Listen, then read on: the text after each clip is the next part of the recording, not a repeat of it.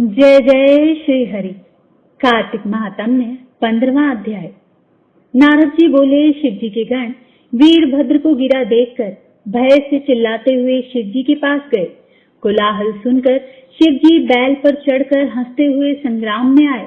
उनको आते देखकर उनके गण सिंह सी गर्जना करते हुए दैत्यों को बाणों की वर्षा करके मारने लगे। महादेव जी को देखकर दैत्य ऐसे भाग गए जैसे कार्तिक व्रती को देखकर पाप भाग जाते हैं। जलंधर अपने दैत्यों को भागते देख बाणों को छोड़ता हुआ महादेव जी के ऊपर दौड़ा। शुंभ, निशुंभ, अवमुख, कालनेमी, बलाहक, खंग, रोमा, प्रचंड, घस्मर इत्यादि उसके साथ थे। शिव जी ने अपनी सेना को बाणों से ढका देखकर दैत्यों के बाणों को काट अपने प्रचंड बाणों से उन्हें व्याकुल कर दिया और अनेक दैत्य पृथ्वी पर गिरा दिए। उन्होंने खट बाण से बलाहक दैत्य के सिर के 2 टुकड़े कर दिए। घस्मर दैत्य को फांसे से बांधकर भूमि पर गिराया। कुछ दैत्य बैल के सींग से मारे गए। शेष असुर ऐसे भागे जैसे सिंह पीड़ित हाथी भागता है। फिर क्रोधायुक्त जलंधर वज्र के समान शब्दों से युद्ध में शिव जी से बोला, हे जटाधर, अब तुम मेरे साथ युद्ध करो। नारद जी बोले, यह कहकर जलंधर ने महादेव जी पर पहले एक साथ 70 बाण से फिर अपनी गदा का प्रहार किया। महादेव जी ने हंसकर अपने बाणों से उसके बाणों को काट उसकी गदा के टुकड़े टुकड़े कर दिए। फिर क्रोध करके फरसे से क्षणगरोमा का शिर तथा ध्वजा छत्र काट दिए। वह आयुधहीन होकर जब मुष्टि प्रहार करने को बढ़ा तो शिव जी ने बाण मारकर उसको एक कोस हटा दिया। जलंधर ने शिव जी को अधिक बली समझकर उनको मोहित करने वाली गांधर्वी माया रची।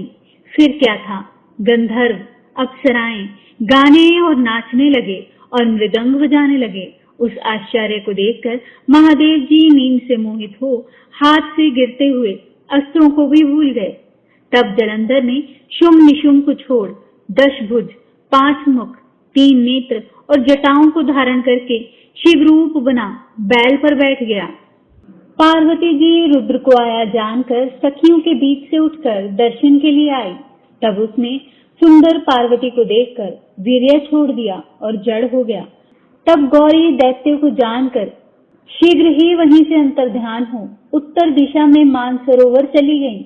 बिजली की चमक की तरह पार्वती को वहां से गई देख जलंधर युद्ध में शिव जी के पास गया। पार्वती ने उसी समय विष्णु का स्मरण किया। सोए विष्णु ने पास आकर उन्हें दर्शन दिया।